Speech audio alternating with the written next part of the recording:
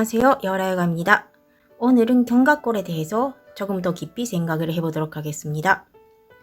견갑골이 잘 움직이지 못하거나 아니면 견갑골이 불안전해서 목, 어깨 통증이나 견관절의 통증은 물론 허리, 골반 통증, 하체 여러가지 불편감 이런 것들이 생길 수가 있습니다.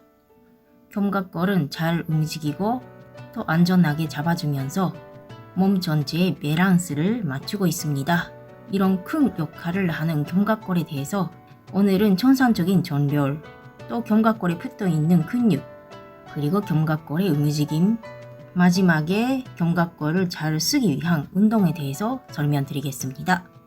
첫 번째, 견갑골의 천선적인 전별에 대해서 설명드리겠습니다. 먼저 척추와 견갑골의 고리입니다. 이 고리가 손가락 3, 4개 정도가 들어갈 수 있을 정도가 정상적인 고리입니다. 어떤 분은 견갑골이 척추에서 너무 가까이에 있을 수도 있고 아니면 또 멀리에 있을 수도 있고 또 오른쪽은 정상적인데 왼쪽은 조금 더 바깥쪽에 있을 수도 있습니다. 이렇게 되는 이유는 견갑골의 주변의 근육 상태에 따라 결정되는데 이런 것들에 대해서는 나중에 설명드리고 또 다른 면에서 보면 견갑골의 위쪽이랑 아래쪽의 위치입니다.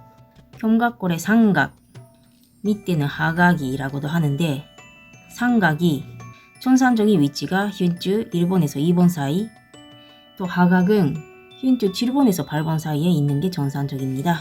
이것도 어떤 분은 견갑골이 또 위쪽에 올라갈 수도 있고 좌우 차이가 있을 수가 있습니다.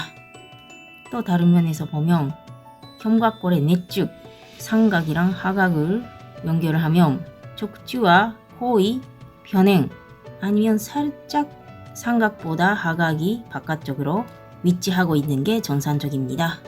이것도 견갑골의 내쭉이 너무 하각이 바깥쪽으로 벌려져 있는 삼방회전이 되신 분들도 있고 아니면 견갑골 하각이 너무 안쪽에 들어가고 있는 하방회전이 되신 분들도 있습니다.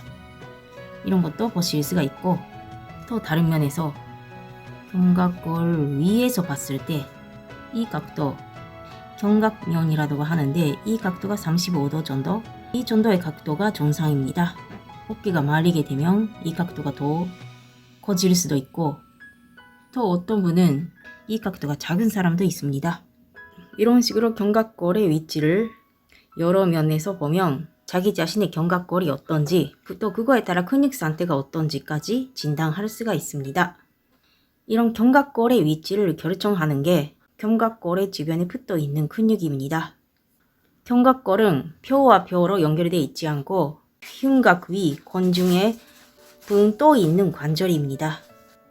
몸통이랑 연결되어 있는 부분은 유일하게 쇄골로 연결되어 가지고 흉골과 쇄골을 연결하는 관절, 흉쇄 관절로 연결하고 있긴 한데 등 쪽에서는 권중에 또 있고 주변의 근육들이 잡아주고 있습니다. 그래서 자연스럽게 움직일 수도 있는데 근육 상태가 나빠지면 굳어버리고 움직이지 못하거나 아니면 불안할 수도 있다는 것입니다. 견갑골에 붙어있는 근육들은 17개 있는데 간단하게 하나하나 설명드리겠습니다. 견갑골의 움직임에 관련된 근육과 또 견관절, 어깨 관절의 움직임에 관련된 근육들이 있는데 먼저 견갑골의 움직임에 관련된 근육들은 먼저 첫 번째 큰 근육 승모근, 그리고 그 안쪽에는 대능형근, 소능형근, 그리고 견갑골에 붙어 있진 않은데 견갑골 위를 지나가고 있는 큰 근육 관배근, 그리고 겨드랑이 쪽에 있는 정거근, 그리고 견갑골을 올리는 근육 견갑거근, 이런 근육들이 견갑골에 붙어 있으면서 견갑골을 위아래 좌우로 움직이거나 아니면 안전하게 잡아주고 있습니다.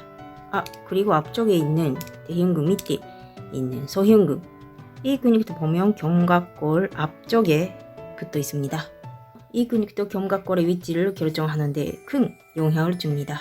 다음에는 견갑골에 붙어 있으면서 어깨 관절을 움직이는 것에 관련된 근육으로서는 첫 번째는 삼각근, 이 근육은 발을 올릴 때 아니면 안쪽으로 바깥쪽으로 내회전할 때 쓰는 거고, 또 안쪽에는 회전근개, 극상근, 극하근, 또 소원근, 그리고 견갑골 앞쪽에 붙어있는 견갑하근, 이 회전근개 4개, 극상근은 발을 들어올 때 쓰고, 또 극하근이나 소원근은 어깨 관절을 외회전할 때 발성하고, 또 견갑골 안쪽에 붙어있는 견갑하근은 견관절을 내회전할 때 발성화되는 근육입니다.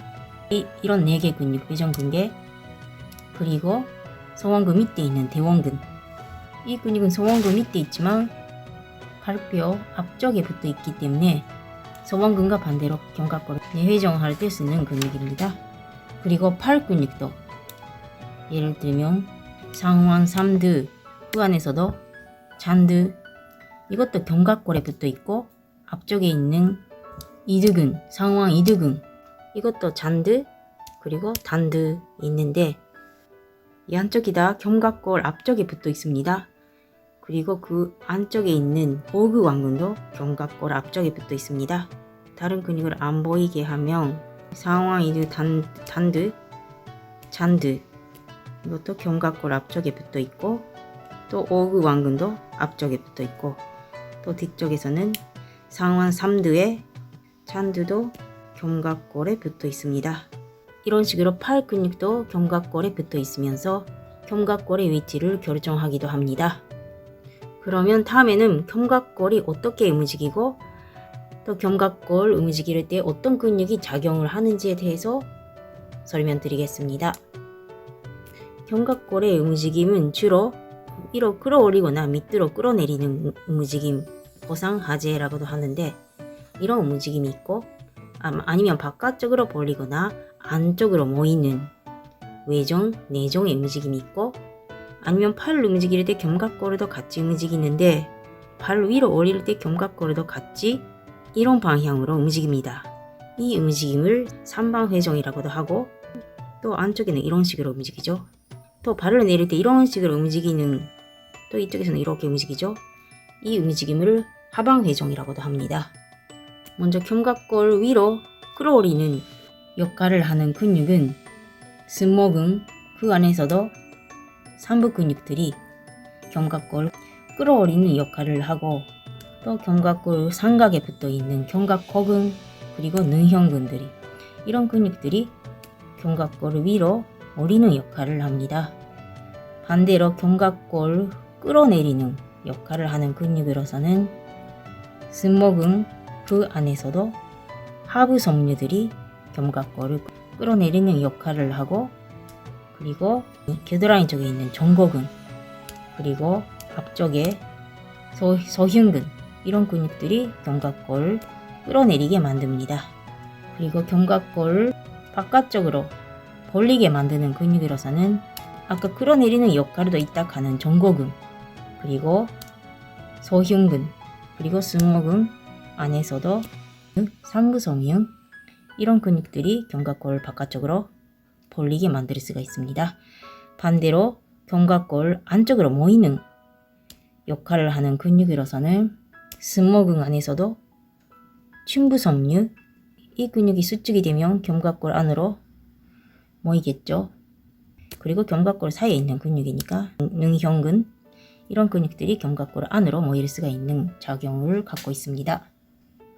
그리고 견갑골을 삼방회전 시킬 수 있는 근육으로서는 역시 승모근, 삼방회전 할 때는 승모근 상부도, 중부도, 하부도 작용하는 방향은 서로 다르겠지만 이런 식으로 작용을 할 수가 있고, 또 삼방회전 할 때 유명한 근육 정거근도 큰 역할을 갖고 있습니다. 또 반대로 견갑골을 하방회전 시키는 근육으로서는 능형근, 그리고 승모근의 하부 섬유, 그리고 앞쪽에 있는 소흉근도 하방회전 시킵니다. 그리고 보조하는 역할이긴 하겠는데 견갑거근도 견갑골을 하방회전, 그러니까 이런 식으로 가져갈 수 있는 작용을 갖고 있을 수도 있겠죠. 이런 식으로 주변의 근육들이 수축 이완을 하면서 견갑골을 자유롭게 움직이게 하고 있습니다. 이런 것들을 생각하면 이런 근육들이 굳어지고 뻣뻣해지면 견갑골도 잘 움직이지 못한다는 것을 알 수가 있습니다. 예를 들면 견갑골을 바깥쪽으로 가져가는 근육들이 뻣뻣하고 굳어지고 아니면 단축이 되어 있으면 견갑골을 안쪽으로 모이기가 힘들겠죠. 예를 들면 정거근이나 소흉근 이런 근육들이 뻣뻣하고 잘 빠지고 있으면 견갑골을 바깥쪽으로 당기게 되고 안쪽으로 모이기가 힘들어집니다.